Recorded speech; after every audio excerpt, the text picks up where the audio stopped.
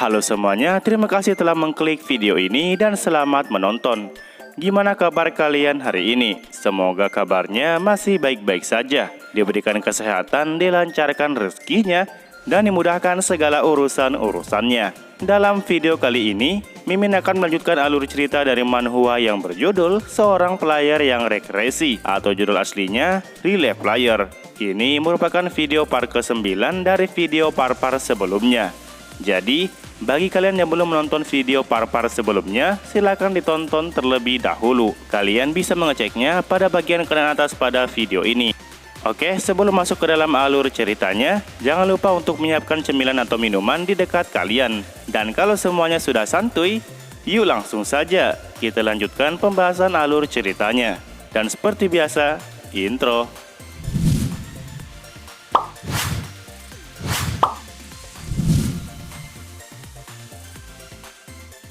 Panel cerita kembali dimulai dengan diselenggarakannya sebuah kelas meeting di Taman Kanak-Kanak Doan. Setelah itu, kita kemudian beralih dengan menceritakan tentang sebuah teater yang mengisahkan seorang putri yang sangat cantik.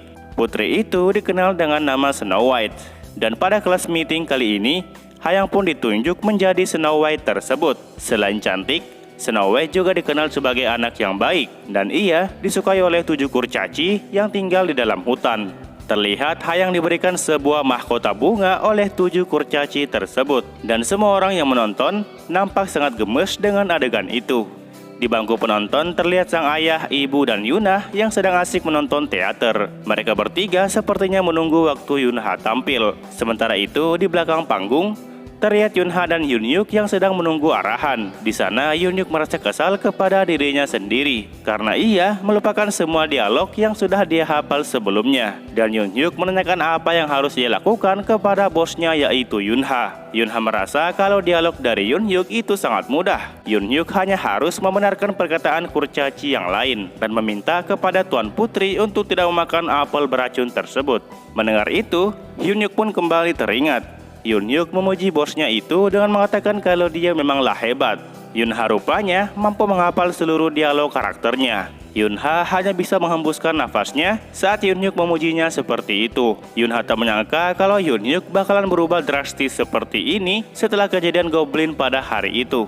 Jadi, setelah Yunha menerima penghargaan dari pemerintah, Yunyuk pun melompat kegirangan sambil memanggilnya pahlawan. Yunha tentu tidak senang saat dipanggil seperti itu. Jadi, Yunha pun berinisiatif untuk menurunkan panggilan pahlawannya itu menjadi seorang bos saja. Nah, setelah Yunyuk telah siap dengan dialognya, Yunyuk pun mengatakan bahwa dia akan menunjukkan skill acting terbaiknya di hadapan bos Yunha. Yunyuk mulai berjalan memasuki panggung utama. Meski Yunha telah menurunkan panggilannya ke seorang bos, Yunha tetap saja merasa terganggu saat dipanggil seperti itu oleh Yunyuk. Sesaat kemudian, Minji pun masuk ke area panggung dan ia mulai menyapa Tuan Putri. Di sini, Minji berperan sebagai nenek sihir atau sang ratu yang bertugas untuk menawarkan apel beracun kepada Tuan Putri. Minji berakting dengan sangat baik dan sesuai alur ceritanya, Tuan Putri pun nampak tertarik dengan apel merah yang ditawarkan oleh si nenek penyihir. Sementara itu, para kurcaci berusaha meyakinkan Tuan Putri untuk tidak menerima apel tersebut. Mereka menegaskan bahwa Tuan Putri tidak boleh memakan makanan yang diberikan oleh orang asing. Para kurcaci yakin kalau apel tersebut pasti sudah diracuni olehnya. Nah, di antara para kurcaci berbaju hijau di belakang, terlihat satu kurcaci yang memakai baju berwarna merah. Kurcaci merah itu nampak gugup di belakang 2 kurcaci hijau. Benar sekali, dia adalah Yunyuk. Nah, karena Yunyuk sebelumnya sudah meminta kepada Yunha untuk melihat akting terbaiknya, Yunyuk pun mulai maju dan seketika berteriak menyuruh Tuan Putri untuk tak memakan apel tersebut. Jadi di sini, Yunyuk berteriak seperti itu dengan nada yang gagap bercampur dengan gugup. Semua anak di atas panggung nampak terkejut saat Yunyuk berteriak tiba-tiba seperti itu. Dan Pak Tayo yang berperan sebagai host pun ikut terkejut dibuatnya. Seisi ruangan seketika menjadi hening. Tak lama kemudian, semua penonton pun menertawakan penampilan dari Yunyuk. Yunha di belakang panggung tak menyangka kalau Yunyuk bakalan berbicara seperti robot. Setelah Yunyuk berkata seperti itu, Minji pun melemparkan satu apelnya ke arah mereka berempat, dan apel itu malah berhasil mengenai Yunyuk yang berada di tengah. Minji nampaknya salah sasaran. Yunyuk yang terkena lemparan apel dari Minji kemudian jatuh pingsan di lantai. Anak-anak mulai panik karena mengira Yunyuk telah mati. Alur ceritanya nampak semakin diperburuk oleh tingkah Minji barusan. Tapi untung saja Pak Tayo berusaha memperbaiki alur tersebut. Pak Tayo melanjutkan bahwa para kurcacilah yang memakan apel beracun itu menggantikan Tuan Putri. Meski begitu, Sang Ratu tetap tidak menyerah. Sang Ratu tetap akan memaksakan Tuan Putri Snow White untuk memakan sisa apel tersebut. Pak Tayo berusaha mati-matian untuk mengimprovisasi alur ceritanya. Minji terkejut saat Pak Tayo berkata seperti itu. Minji tak mempunyai pilihan lain selain mengikuti kemauan dari Pak Tayo. Minji mengambil satu apel dari tasnya dan kemudian memasukkannya ke dalam mulut Hayang. Setelah berhasil melakukannya, Minji pun pergi dari sana. Hayang memanggil Minji dengan sebutan ibu. Minji tidak senang dengan sebutan itu, karena nyatanya Minji merupakan ibu tiri dari Snow White. Menyadari Tuan Putri telah memakan sebagian apel milik Sang Ratu, Tuan Putri pun terjatuh di lantai sambil memegang kepalanya. Nah, meski Tuan Putri sedang keracunan, para kurcaci yang lain malah lebih memperdulikan Yunyuk yang sedang pingsan, dan mereka mencoba membawa Yunyuk ke belakang panggung. Pak Tayo tak bisa membantu mereka, karena saat ini Pak Tayo sedang berjalan dengan menggunakan tongkat di ketiaknya. Yunha cuma bisa terdiam melihat situasi yang sangat kacau itu. Pak Tayo kemudian menghampiri Yunha dan memegang pundaknya. Pak Tayo mempercayakan sisanya kepada Yunha. Yunha hanya bisa senyum terpaksa saat Pak Tayo berkata seperti itu. Pak Tayo melanjutkan bahwa dia sebenarnya sudah membuat sebuah taruhan antara kelas mana yang akan tampil terbaik pada hari ini. Jadi Yunha harus bisa menyelesaikan bagiannya dengan baik. Singkat cerita, Tuan Putri pun kini telah pingsan di atas bunga-bunga. Yunha berjalan perlahan mendekati Hayang si Tuan Putri. Saat sedang berjalan itu, Yunha sayup-sayup mendengar perkataan orang-orang yang ada di bangku penonton. Mereka tak menyangka bisa melihat bocah menyeramkan itu di atas panggung. Mereka mengobrol tentang apakah bocah itu yang telah membunuh monster goblin sebelumnya. Di sana ada yang percaya dan juga ada yang tidak.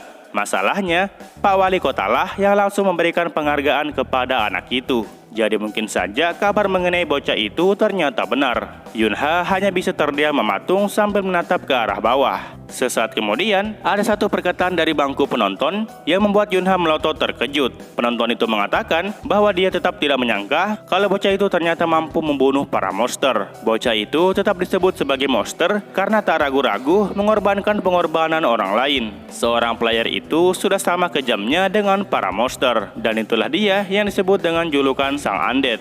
Yunha seketika teringat dengan kehidupannya di garis waktu sebelumnya. Yunha tak bisa sepenuhnya menyalahkan ucapan dari mereka. Meski begitu, Yunha tetap saja merasa sangat terganggu dengan gosip yang mereka sebarkan. Untungnya, perasaan buruk tersebut seketika menghilang saat Yunha bersorak kepada Yunha. Yunha langsung berbalik melihat ke arah mereka bertiga. Sang ayah di sana mengatakan bahwa dia saat ini sangat bangga kepada Yunha. Meski sang ayah tak peduli dengan perkataan mereka, tetapi Yunha saat ini sudah sangat ganteng. Sang ibu juga meminta kepada Yunha untuk melihat ke arahnya. Dan di bawah kedua orang tuanya, terlihat Yunha yang sedang menggendong adik yang baru. Melihat mereka berempat, Yunha yang awalnya suram, kemudian mulai menunjukkan senyumannya. Yunha jadi malu saat disoraki seperti itu.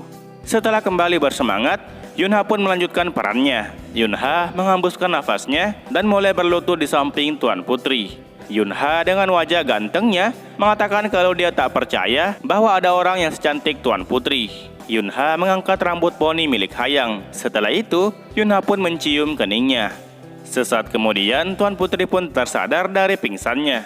Dan mereka berdua kini menatap satu sama lain. Para penonton kembali bersorak gembira dengan berakhirnya drama tersebut. Mereka semua memberikan tepuk tangan yang meriah kepada Yunha dan Hayang.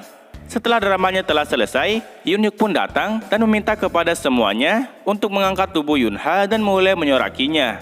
Sebelum Yunha terjatuh saat diangkat ke atas, sang ayah berhasil menangkap Yunha. Yunha memuji sang ayah karena telah berhasil menangkapnya. Dan setelah itu, Yunha pun digendong di atas pundak dari sang ayah. Sesaat kemudian, sang ibu pun datang dan menanyakan sesuatu kepada Yunha. Kalau apakah Yunha saat ini telah menemukan tujuannya. Yunha tidak langsung menjawab pertanyaan dari sang ibu. Yunha menyadari bahwa sang ibu selalu mempertanyakan hal yang sama seperti tahun sebelumnya. Saat itu, Yunha ditanyain oleh sang ibu tentang cita-citanya. Yunha pada waktu itu menjawab kalau dia tidak tahu. Tentu saja waktu itu, Yunha masih belum tahu seperti apa masa depan nanti pada garis waktu yang sekarang. Namun, setelah Yunha melihat semua orang tertawa dan bersenang-senang, Yunha pun memutuskan ingin merasakan kebahagiaan. Dan Yunha tidak akan membiarkan para monster itu untuk merenggut kebahagiaan milik Yunha. Nah, karena itulah, Yunha pun mungkin akan memilih menjadi seorang pahlawan. Mendengar jawaban dari Yunha, mereka bertiga nampak tidak masalah. Setelah selesai memberikan jawabannya, Yunha pun meminta kepada sang ayah untuk diturunkan sekarang juga. Sang ayah tentu nurut kalau itu merupakan keinginan dari pahlawan kecil. Sang ibu hanya menatap Yunha dengan senyuman yang tulus. Di dalam hati sang ibu, ia sangat menginginkan Yunha bisa melakukan apapun yang ia sukai. Dan sang ibu akan terus menyemangati Yunha kapanpun itu. Terlihat Yunha saat ini sedang menghampiri teman-temannya. Dan Yunha kemudian dipeluk oleh Yunhyuk. Singkat cerita, Yunha kini telah lulus dari sekolah TK. Dan saat ini, Yunha sedang mengikuti upacara penerimaan siswa baru di sebuah sekolah dasar. Pak Kepala Sekolah memberikan beberapa kalimat sambutan kepada para siswa baru. Oh ya, saat ini sudah memasuki tahun ketiga dari kalender Celestial Maiden. Dan sekarang, Yunha telah menginjak umur 8 tahun. Yunha terlihat mengantuk saat mendengar Pak Kepala Sekolah berbicara. Minji yang ada di belakang Yunha mengomentari sikap Yunha yang tidak sopan itu. Yunha merasa kalau Minji tumben-tumbennya berkata baik seperti itu. Nah, di sebelah kiri mereka berdua, terlihat Hayang yang sedang memperingatkan mereka berdua agar tetap bersikap tenang. Dan setelah itu, Yunhyuk pun datang menghampiri Yunha. Yunhyuk menanyakan pendapat bosnya itu mengenai sekolah ini. Apakah mungkin di dalam sekolah ini terdapat orang yang kuat? Yunhyuk menawarkan Yunha untuk segera membentuk geng dan menjadi ketuanya. Yunha menegaskan kalau dia tidak akan melakukan hal seperti itu. Dan Yunhyuk diminta untuk tetap tenang. Di belakang mereka bertiga, Hayang hanya bisa senyum terpaksa.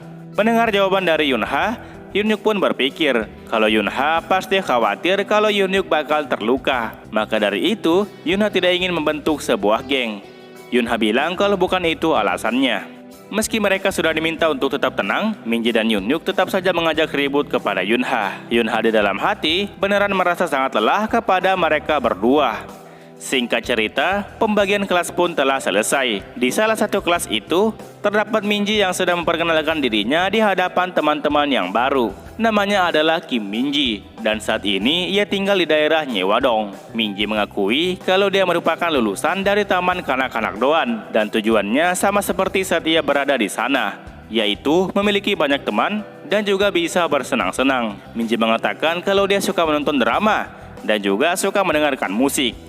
Selain itu, masih banyak lagi kesukaan dari Minji. Yunha yang duduk tak jauh dari Minji mengatakan di dalam hati kalau perkenalan dari Minji panjang sekali. Untungnya, ibu wali kelas meminta kepada Minji untuk berhenti dengan alasan kalau mereka saat ini tidak punya banyak waktu. Dan kalau Minji berkenan, maka ia bisa melanjutkan sesi perkenalannya di lain waktu saja. Wali kelas mereka saat ini merupakan seorang wanita yang bernama Yujina. Dia diberi tanggung jawab untuk menjadi wali kelas di kelas 1-4. Mendengar ibu wali kelas berkata seperti itu, Minji pun tak punya pilihan lain selain duduk kembali. Anak-anak di depan Minji menatap kesal ke arah Minji. Minji berencana untuk melanjutkannya di lain waktu. Setelah perkenalan Minji selesai, Bujina meminta kepada Yunha untuk memperkenalkan dirinya. Yunha berdiri dari tempat duduknya dan mulai memperkenalkan dirinya. Namanya adalah Noh Yunha, dan ia juga merupakan lulusan dari Taman Kanak-Kanak Doan. Dan Yunha meminta semuanya untuk bisa berteman dengan baik. Yunha memperkenalkan dirinya sambil memasukkan kedua tangannya ke dalam saku. Karena dirasa terlalu singkat, Bujina pun menanyakan apakah Yunha telah selesai. Yunha mengatakan kalau dia sudah selesai. Bujina tak menyangka kalau perkenalan dari Yunha sependek itu. Nah, setelah perkenalan Yunha telah selesai, kini Bujina beralih kepada Hayang. Hayang diminta untuk memperkenalkan dirinya di hadapan teman-temannya. Hayang dengan perasaan gugup kemudian mulai berdiri dari tempat duduknya. dan mulai memperkenalkan dirinya. Hayang memperkenalkan dirinya dengan sangat kaku. Sepertinya ia merasa sangat malu saat ditatap oleh teman-temannya. Yunha yang melihat kondisi Hayang yang seperti itu, kemudian mengingat flashback waktu ia berkunjung ke rumah Hayang waktu itu. Jadi rupanya Yunha pernah berkunjung ke rumah Hayang. Saat itu, ayah dari Hayang memperkenalkan dirinya di hadapan Yunha dan teman-temannya. Dilihat dari pakaiannya, sepertinya dia merupakan seorang koki. Yunhyuk menjawab salam perkenalan dari ayahnya Hayang. Di sana terlihat ada Minji, Yunha, Yunhyuk, Sungjin, dan terakhir ada Bangjin. Sang ayah paham kalau mereka berlima pasti merasa sulit untuk datang sejauh ini. Jadi sang ayah akan memasakkan makan siang yang lezat untuk mereka berlima. Dan sang ayah meminta request kepada mereka tentang minuman apa yang ingin mereka minum. Di sini, Yunha di dalam hatinya tak menyangka kalau orang itu mengaku sebagai ayah dari Hayang. Yunha sepertinya sudah pernah melihat wajah itu di garis waktu sebelumnya. Di lain sisi, teman-temannya Yunha mulai mengeluarkan permintaan mereka masing-masing. Bangjin memesan coklat panas, Minji dan Sungjin memesan jus mangga, dan Yunhyuk beserta Hayang memesan yogurt. Di sini tinggal Yunha yang belum memesan. Sang ayah pun meminta request kepada Yunha. Yunha yang awalnya fokus mengingat siapa sebenarnya orang itu seketika dibuat terkejut. Yunha awalnya meminta dibuatkan kopi espresso. Tapi karena dirasa itu berlebihan untuk anak-anak, Yunha pun mengganti pesanannya dengan memesan jus pisang saja. Singkat cerita, beberapa waktu pun berlalu. Mereka berlima saat ini sedang menatap makanan yang telah dihidangkan di atas meja. Mata mereka nampak berbinar-binar. Bagaimana tidak, di hadapan mereka semua telah tersedia manisan dan kue dalam jumlah yang cukup banyak. Setelah itu, mereka pun mulai makan. Sungjin baru merasakan kue yang sangat enak seperti ini. Sementara itu Bangjin, dia menanyakan kalau apakah yang ia makan ini merupakan bakon. Singkatnya, mereka menikmati hidangan yang telah disajikan. Di sini, Minji pun kasih paham kepada para laki-laki kalau ayah Hayang itu pandai memasak. Minji sangat bangga karena Hayang merupakan seorang temannya. Yunhyuk tak paham dengan sikap Minji barusan. Dan karena Minji suka makan kue yang manis-manis, Yunhyuk pun ikut memanggilnya sebagai Minji yang gendut. Minji tentu tidak senang kalau ada orang lain yang ikut memanggilnya dengan sebutan itu. Tapi Yunhyuk tetap saja memanggil Minji sebagai Minji gendut. Mereka berdua nampak saling bertengkar. Di belakang terlihat Yunha yang hanya menatap ke arah mereka berdua. Yunha nampak baru ingin meminum jus pisang yang telah ia pesan. Jujur, Yunha tak paham seberapa enaknya makanan itu sampai-sampai mereka berdua bersikap seperti itu. Nah, saat Yunha meminum jus pisang yang telah ia pegang, Yunha pun seketika dibuat bertanya-tanya mengenai apa yang sebenarnya ia minum saat ini. Energi mana milik Yunha seketika pulih kembali. Hal itu tentu saja mengejutkan bagi Yunha. Bagaimana mungkin ada minuman yang bisa memulihkan energi mananya secepat itu? Setelah Yunha memperhatikan minuman itu dengan teliti, Yunha pun menemukan faktanya. Ternyata minuman yang ia minum saat ini merupakan sebuah potion. Jadi sebagaimana yang Yunha ketahui, potion merupakan obat yang mampu memulihkan mana seseorang. Semua player yang pergi menghadapi para monster pasti tidak lupa untuk membawa potion bersama mereka. Nah, bagi pengguna mana, potion ini sudah dinilai sama dengan emas. Potion sangatlah berharga. Yunha nampak tersenyum sendiri sehabis meminum potion itu. Hayang yang melihat Yunha mengelap mulutnya kemudian menanyakan kalau apakah minumannya tidak enak. Yunha menjawab tentu saja sangat enak. Di sini, Yunha mulai menanyakan kepada Hayang siapa sebenarnya nama dari ayahnya itu. Hayang yang mendengar Yunha bertanya seperti itu, kemudian mulai menjawabnya dengan nada yang gugup. Nama ayahnya adalah Jeong Sukhon. Seketika itu juga, Yunha pun terkejut bagaikan telah tersambar petir. Yunha pun tak menyangka bahwa dia akhirnya menemukan orang yang gila seperti ini. Yunha dengan mata yang berbinar-binar kemudian mulai mendekati Hayang sedekat-dekatnya. Yunha meminta kepada Hayang untuk menjadi teman yang paling dekat alias sahabat. Hayang yang bingung dengan tingkah Yunha tiba-tiba menerima tawaran Yunha. Yunha nampak sangat senang saat Hayang menerimanya. Jadi, Jeong Sukhon itu sebenarnya merupakan orang yang merevolusi pasar potion di garis waktu sebelumnya. Yunha mulai menjelaskan semuanya.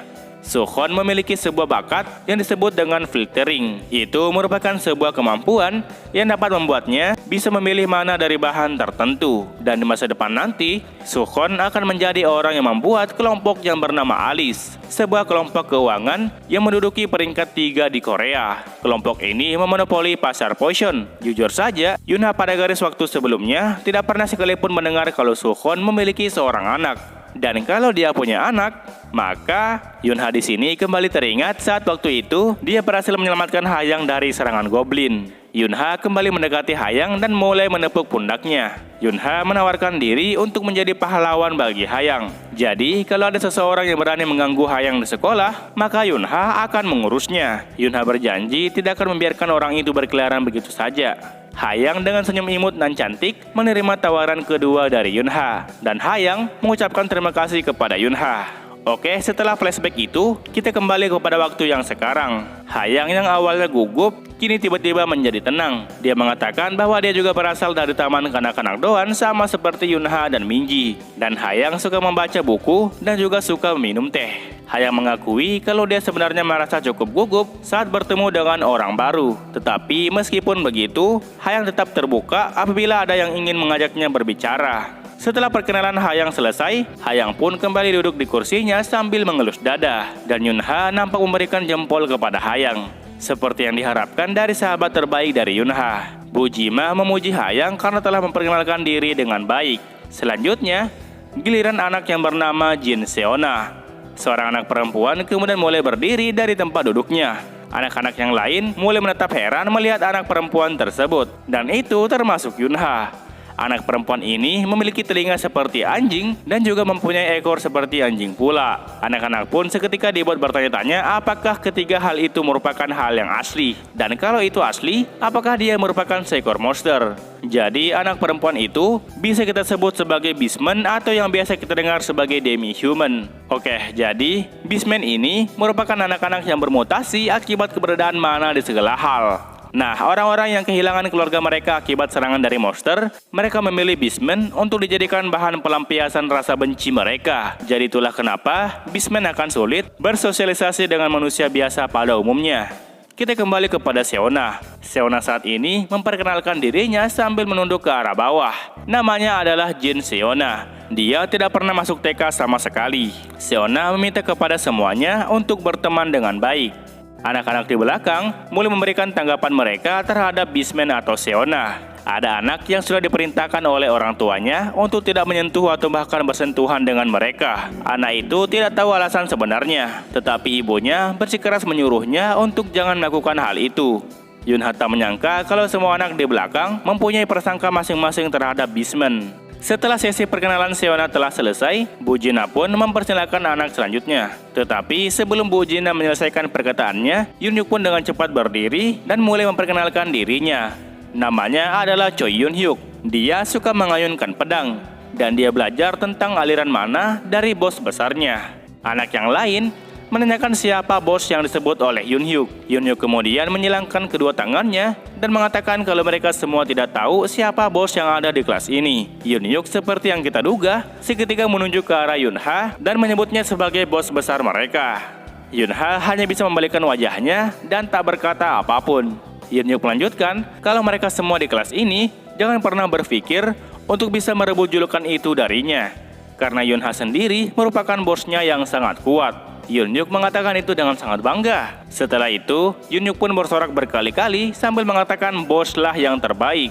Melihat tingkah dari Yunyuk, Bu Jina pun meminta kepada Yunyuk untuk kembali duduk. Dan setelah itu, Bu Jina pun menatap tajam ke arah Yunha. Yunha diminta untuk tetap tinggal di kelas ini setelah semua pelajaran telah selesai. Bu Jina mengatakan bahwa dia harus berbicara empat mata dengan kedua orang tua dari Yunha. Mendengar itu, Yunha hanya bisa mengeluarkan air matanya di sebelah kiri doang. Dia bertanya di dalam hati, apa sebenarnya salahnya? Saat itu, Yunha pun mulai murung dan merasa kalau dia sudah merasa sangat lelah. Yunyuk yang sempat berhenti menyoraki Yunha, kini kembali menyorakinya dengan mengatakan boslah yang terbaik dan boslah yang paling keren. Akibat sorakan dari Yunyuk itu, Yunha pun diminta untuk segera pergi ke ruangan guru sekarang juga. Yunha berjanji di dalam hatinya kalau dia akan memberikan Yunyuk latihan langsung di dalam neraka setelah masalah ini telah selesai.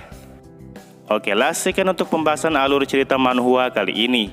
Jangan lupa tinggalkan jejak di video ini berupa komentar dan juga like-nya. Oke, terakhir nama gue Rusdi, sampai jumpa di video selanjutnya. Assalamualaikum.